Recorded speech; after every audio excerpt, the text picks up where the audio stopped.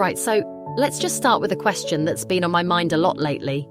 Especially scrolling through Instagram or TikTok, seeing all those perfect lives and endless hustle. Have you ever wondered if there's actually a different way to be happy? Like, what if Jesus' words from 2,000 years ago still hold the key to real happiness, even now? I know it sounds a bit wild, but stick with me. The Beatitudes, those blessed are sayings from Jesus' Sermon on the Mount, are often described as a kind of spiritual ladder. I was reading James Keenan's piece in America magazine, and he talks about how each beatitude builds on the last, almost like steps. You start with being poor in spirit, which honestly is the total opposite of what we see online, right? Instead of self-promotion and showing off, it's about spiritual humility.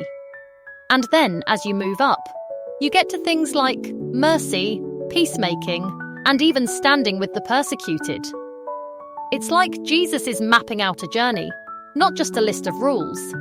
And here's the thing. These Beatitudes are so countercultural. The Catholic Herald points out that they go against everything our world seems to value. Ambition, power, image, all that.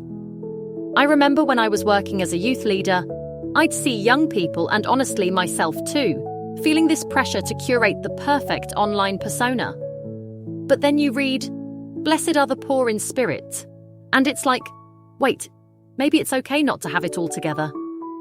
Maybe real happiness starts with admitting we need help, that we're not the center of the universe. It's a bit of a paradox, isn't it? But that's what makes it so powerful. So if we keep climbing this spiritual ladder, the next steps are things like mourning, meekness, mercy, and peacemaking. There's this beautiful metaphor I came across in Medium. Imagine flowers growing through mourning, or rivers flowing toward justice. It's not just about feeling sad or being soft. It's about letting those experiences transform us and the way we relate to others.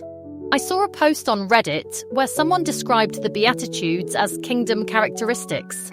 Like, these are the qualities Jesus wants his followers to actually live out.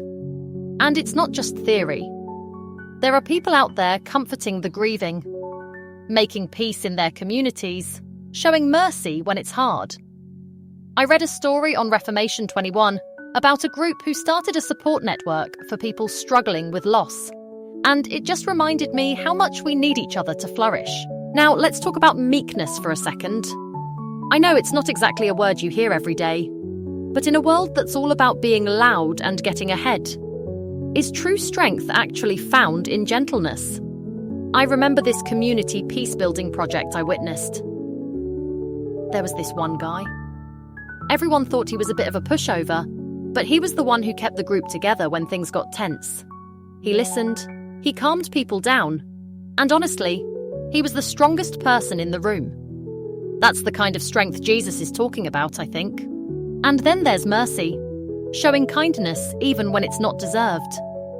It's so easy to get caught up in outrage or cancel culture, but the Beatitudes call us to something deeper.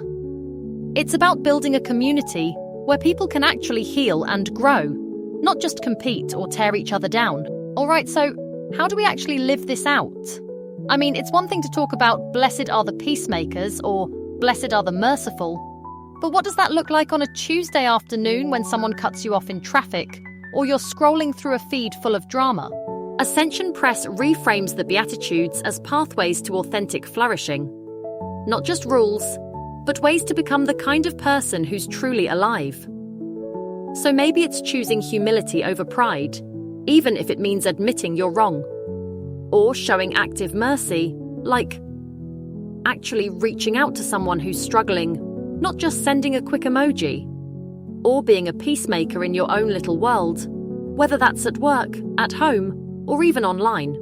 Here's a challenge for you. Pick one beatitude this week and really focus on it. Maybe it's forgiving someone after a falling out, like one listener shared with me. She'd had a friendship breakdown, and instead of holding on to resentment, she decided to reach out and forgive. It wasn't easy, but she said it changed everything for her. Or maybe it's just being a little more gentle, a little more honest, a little more open to others. If you want to dig deeper, check out Matthew 5 in your Bible and see which Beatitude jumps out at you. And I'd love to hear your stories. How are you living out these kingdom characteristics in your own life? Drop me a message, share your journey, and let's keep encouraging each other. Don't forget to subscribe, leave a review, and share this episode with a friend who might need a bit of hope today. See you next time.